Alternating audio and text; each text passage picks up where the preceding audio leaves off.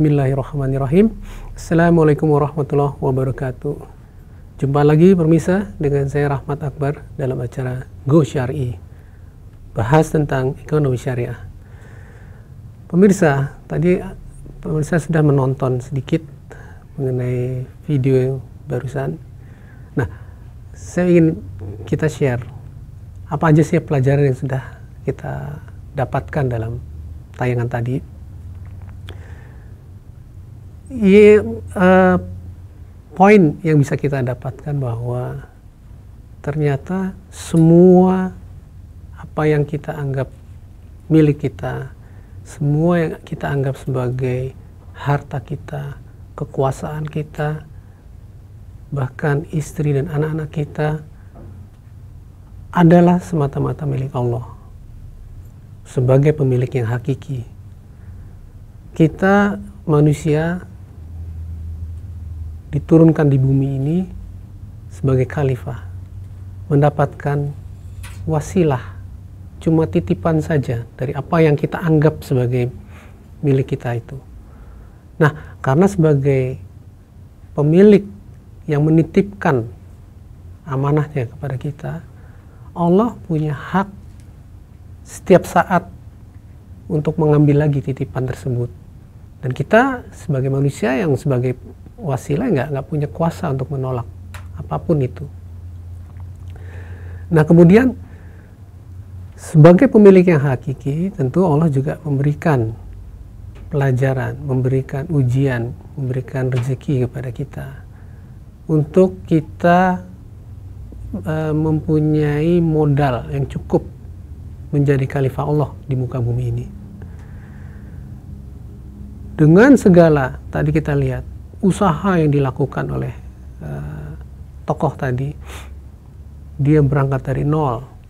Jadi apapun yang didapatkan itu merupakan hasil yang diusahakannya dari nol, berdarah-darah dari awal, dari benar-benar berangkat dari nol sampai mencapai satu tingkat kesuksesan dari sisi materi, dari sisi keduniaan, semua dia miliki.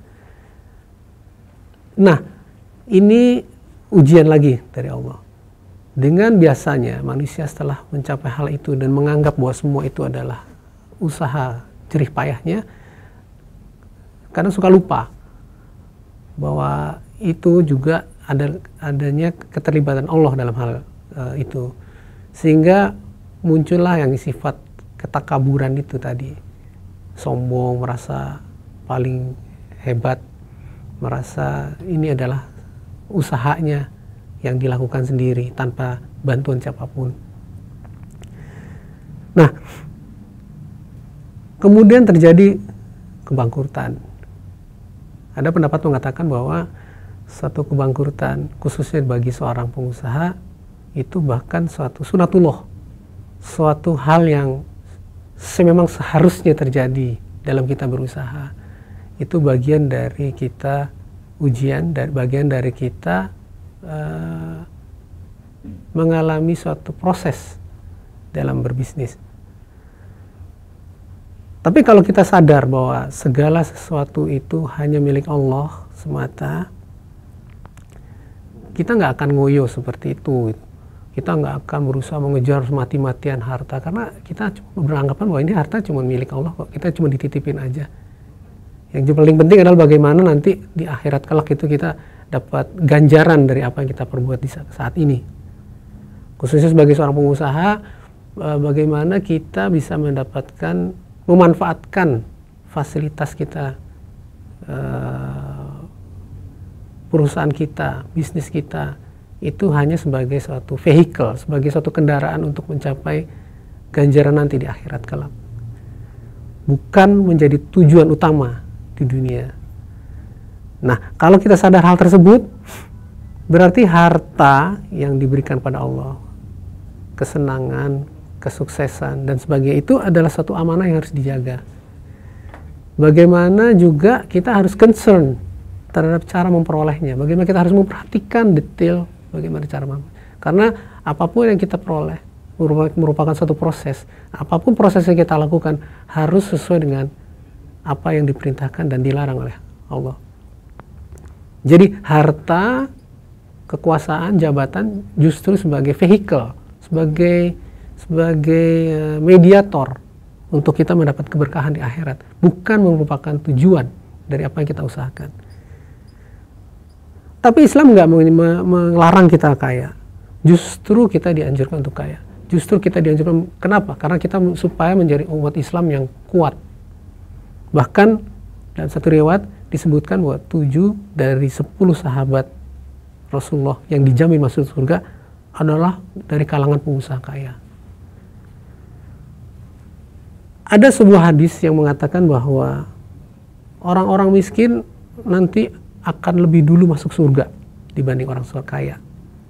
Kenapa? Karena orang kaya akan mendapatkan pertanyaan banyak tentang hartanya itu, tentang bagaimana harta itu didapatkan, dari mana harta itu didapatkan, dan lebih lagi banyak pertanyaan mengenai harta itu dihabiskan untuk apa, sebagai bentuk pertanggungjawaban si kaya terhadap sang pemilik yang hakiki. Jadi dengan banyaknya pertanyaan sehingga dia kedahuluan sama orang yang miskin masuk surga. Tapi meskipun masuk surga setelah orang miskin, bukan berarti orang kaya tidak mendapatkan kedudukan yang lebih mulia. Bahkan bukan mustahil potensi orang kaya untuk mendapatkan derajat surga yang lebih baik dibanding orang miskin justru terbuka lebar jika dia mengemban amanahnya dalam bentuk harta itu dengan baik. Bahkan amanahnya itu memberi kemaslahatan yang lebih banyak lagi bagi masyarakat. Ya, bagaimana dia memanfaatkan harta seperti saya bilang tadi sebagai vehikel untuk menuju ke akhirat. Jadi semua ini berangkat dari prinsip kepemilikan dalam Islam. Dalam teori ekonomi Islam, salah satu fondasi dasar, salah satu prinsip dasar adalah bagaimana kita mengerti, bagaimana kita memahami bagaimana Islam memandang satu sistem kepemilikan. Seperti yang tadi disebutkan tadi adalah bagaimana Allah sebagai pemilik yang hakiki.